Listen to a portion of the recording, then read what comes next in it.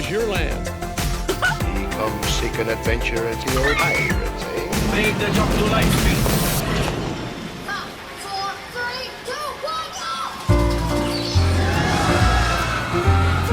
1, go! Welcome to the Disneyland Beat, where our toes tap to a Disneyland drum. And we always whistle while we work.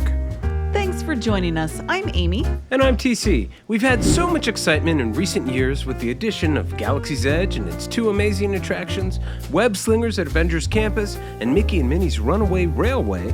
It's easy to forget that it's been a long time before we had gotten any brand new rides. Especially ones that are not just a replacement or refurb, but a net gain to the number of rides at the parks. Space is at a premium at Disneyland, and adding new rides is a big deal. We do think it's going to be a few years before we get another one of those net gain rides, but we do have some pretty good ideas of what it's going to be, and there's going to be more newly refurbished attractions to enjoy on the way. The next ride coming to Disneyland is Tiana's Bayou Adventure, opening in late 2024. This reskin of the classic Splash Mountain attraction looks to be the only major change coming to Critter Country. For some time there, we did speculate that the ride might bring about some other major changes and even affect other rides. But now we've seen the model and construction has started, and we don't think so much. We think Critter Country will remain Critter Country. Winnie the Pooh will not change, though Pooh Corner will likely give up some of its space to make room for a Princess and the Frog or Tiana's Foods themed gift shop. Disneylanders are also going to get a chance to see the ride before our version opens, as Walt Disney World's version got a several-month head start on construction, and it's likely going to open first. This one is a guarantee, folks. It's happening. A done deal coming late 2024. Or early 2025 if they don't make that deadline. The other ride we should hopefully be able to expect to come to DCA is the Avengers e-ticket attraction, and this one should be a net gain for the parks, meaning it's not replacing anything, it's simply an added attraction. Now, there is no full guarantee at this point, but it does seem likely that Disney will eventually follow through and build something behind that huge Avengers headquarters facade. Real construction has started on a new merchandise shop in Avengers Campus that should someday serve as the gift shop for the new ride, though it seems likely it will just be a gift shop for a while. Disney released some information about this attraction at the last D23 conference, but there were not too many specifics. It looked to be a heavily screen-based attraction with a trackless ride vehicle featuring a multiverse Marvel storyline in which a new version of Thanos, King Thanos in fact, is again stirring up trouble. The multiverse conceit is fun because it creates a way for Marvel to draw from pretty much every time and era of its film universe. It can pretty much pull any character from anywhere, anytime, and because it's a multiverse, you can explain it away. Perhaps we'll get a ride similar to Transformers or Spider-Man from Universal, using kind of a Ratatouille model. Movement around some dimensional scenery interspersed with screen scenes.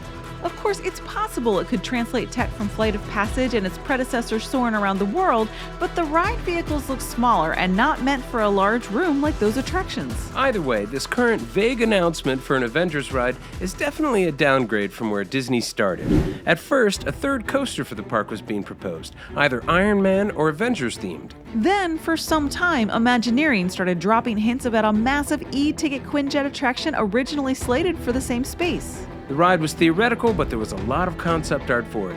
It started with everybody getting into a Quinjet. We find out it's piloted by Black Panther or some other awesome Avenger. And then that whole first part of the ride is operated as a Quinjet kind of attraction. Then somehow, perhaps due to incoming attack, everyone has to evacuate the Quinjet, and we find out that the seats we're strapped into are individual jetpacks, and we fly around for the rest of the ride in a large endgame-style battle. The individual jetpack section of the ride looked to use a ride vehicle that was kind of suspended in the air and able to swing and pivot about. It looked really unique for sure, and definitely very cool. We're probably complaining about something we don't have enough information to complain about, really, but the newer, current King Thanos concept art for a new Avengers attraction just doesn't seem as bold. It seems much more like a ride system we've seen before.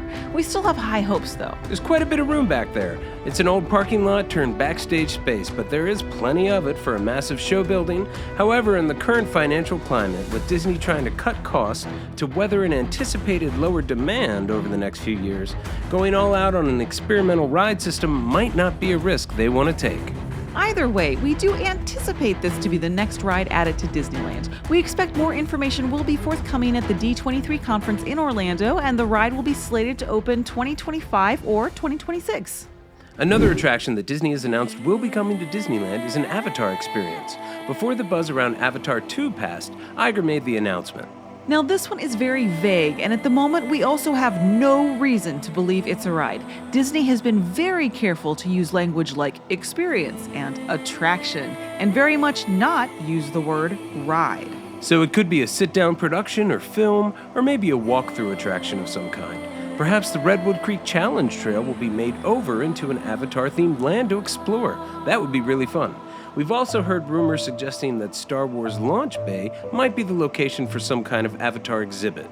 There has still been some speculation as to what kind of ride it could be, even though this seems doubtful. Of course, an overlay of soaring around the world just seems too easy and a bit of a disappointment compared to Flight of Passage. Perhaps with the most recent film being all about water, an overlay of Walt's old submarine fleet would be a fun ride.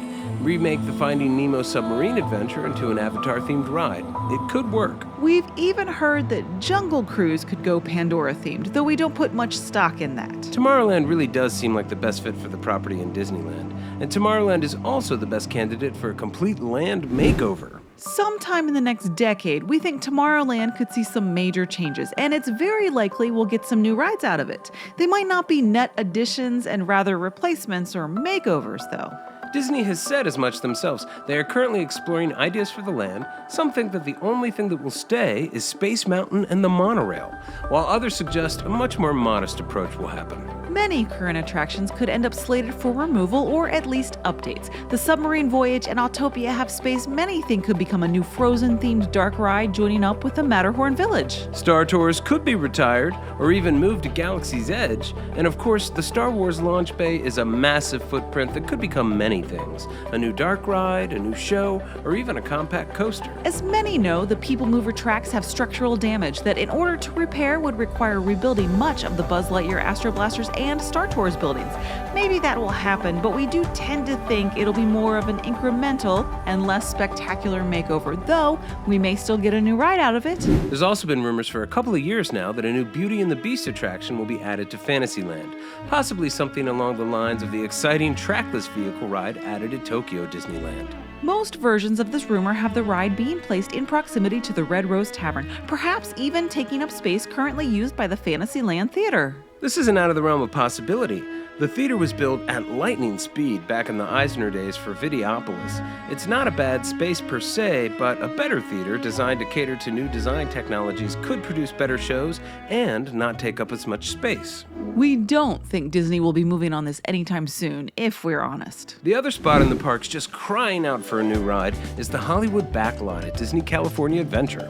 The small land has two huge buildings that have been used for performances, weddings, retail, and food service on each side of the Monsters, Inc. Mike and Sully to the Rescue attraction. One of them, currently used for the Avengers Superstore, is a completely outfitted soundstage, ready for a film crew to roll in. And it would be a fantastic building to add another short but magical dark ride to the park. And DCA could really use another ride to eat up crowds. What type of ride would you like to see added to Disneyland? Leave a comment. Let's chat. That's it for us today. We had fun talking about Disneyland's next new ride. May the light in the firehouse window shine brightly. And may your dreams always come true. See you real soon, Mouseketeers.